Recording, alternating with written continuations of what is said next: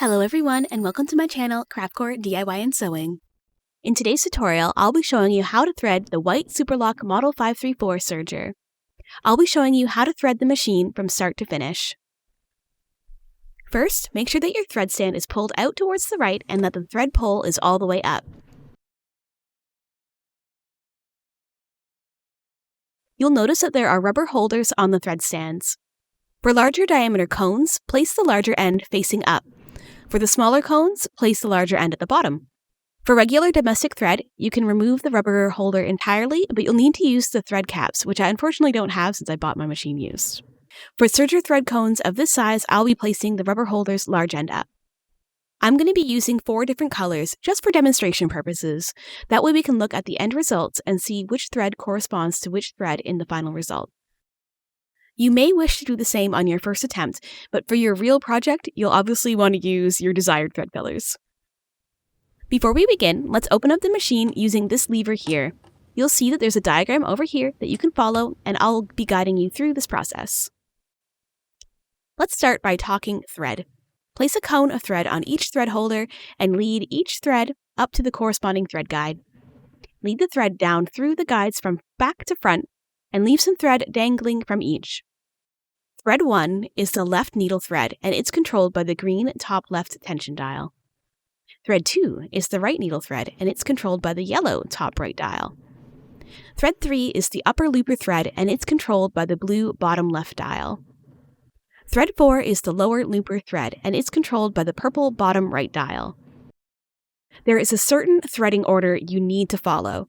First, thread number 4, the lower looper. Second, thread number 3, the upper looper. And next, the needle threads 1 and 2. Let's get the machine into the proper position for threading. Turn the hand wheel towards you until the needle bar is at the highest position. Once you've started threading the serger, make sure that you only turn the hand wheel towards yourself. Of all 4 threads, the lower looper, the first thread that we're going to be doing, is the hardest to execute. So once you've completed this step, just know that the hardest part is already behind you. You've got this. Lower looper threading.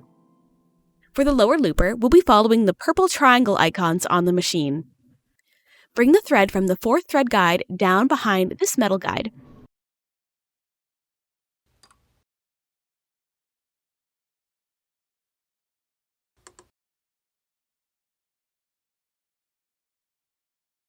Bring the thread through the right-hand side of the tension disc.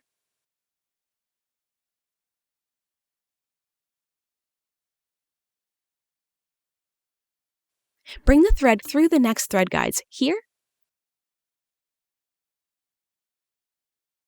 here, and here. This next part is the trickiest. There is another guide inside the machine. Look carefully here for the purple triangle icon. It can be difficult to thread this loop since it's so hard to see. So what I like to do is I just take my thread and I pass it through to my other hand on the other side. I don't feed it through the loop at that time. Then I hold the thread taut so it's easier to clip the thread into the thread guide, just kind of like flossing a tooth.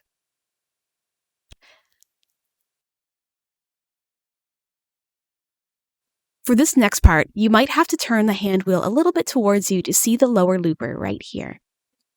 If you have the Superlock 534 in the manual, it shows that there should be a hole here to thread through the looper. If you have the Superlock 534S, like me, you'll have this hook instead. So if your machine has the hole, you're going to want to follow the diagram on the left, feeding the thread through the hole. But if your machine has the hook, like mine does, you want to loop your thread through the hook from back to front.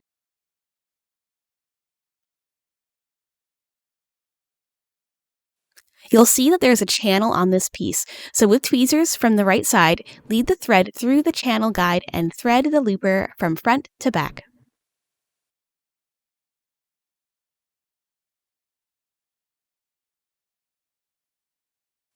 Leave a dangling tail and lead the thread towards the back of the machine.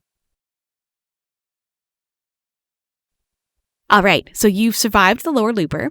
Is this video helping you out? Don't forget to hit the like button and let me know. Let's continue on to the next thread, upper looper threading. For the upper looper, we'll be following the blue circle icons on the machine.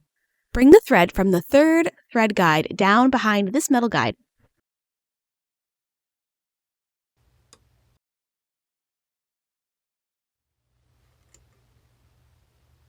Bring the thread through the right-hand side of the tension disc. Then bring the thread through the next thread guides here, here, and here. Two of the guides will share the same path as the lower looper thread, but you'll detour to this top guide. Thread the upper looper from front to back and leave a tail of thread leading towards the back of the machine. The loopers are now done, so let's go ahead and thread the needles next.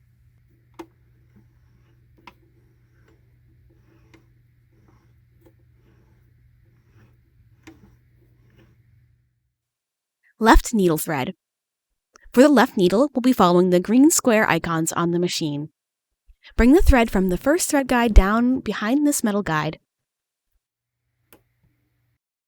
Bring the thread through the right-hand side of the tension disc, then through the next metal guide here. Bring the thread around this post, then down through the next two guides near the needle. And lastly, thread the needle from front to back. Right needle thread. For the right needle, we'll be following the yellow diamond icons on the machine. Bring the thread from the first thread guide down behind this metal guide. Bring the thread through the right-hand side of the tension disc, then down at an angle through the lower thread guide. Bring the thread around the post, then down through the next two guides near the needle. And lastly, thread the needle from front to back. You're done. Testing the machine. So go ahead and close up the machine. First, test the machine by giving the hand wheel a few turns towards you.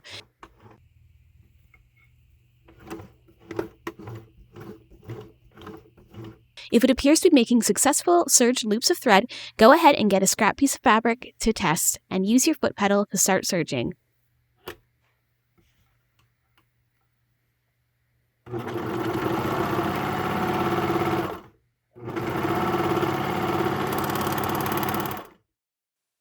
If you follow the steps correctly, your output should look something like this. Keep in mind that we haven't adjusted the tension at all yet. If there's an issue, check all your thread paths, and keep in mind that if you have to rethread something and you've rethreaded out of order, you can have issues. It may be best to start over to rule that out if you're having problems. I realized I couldn't really see all four colors on this white scrap, so here's another test on orange fabric. I'll be showing you how to adjust the tension in a separate video. If your machine is already threaded and you want to switch colors without unthreading the whole thing, I'll also show you that in a separate video. If you're looking for the manual for this machine, good news. It's available for free on Singer.com. Just search for White 534 in the manual support section, and you can access the PDF for both the Superlock 534 and the Superlock 534S. I hope that this video was helpful for setting up your White Superlock 534 serger. If you're interested in other retro and vintage sewing machines, please consider subscribing to my channel, Craftcore DIY and Sewing. And as always, a like on the video really helps me out. Thanks so much for watching, and this is Craftcore signing off. See you next time!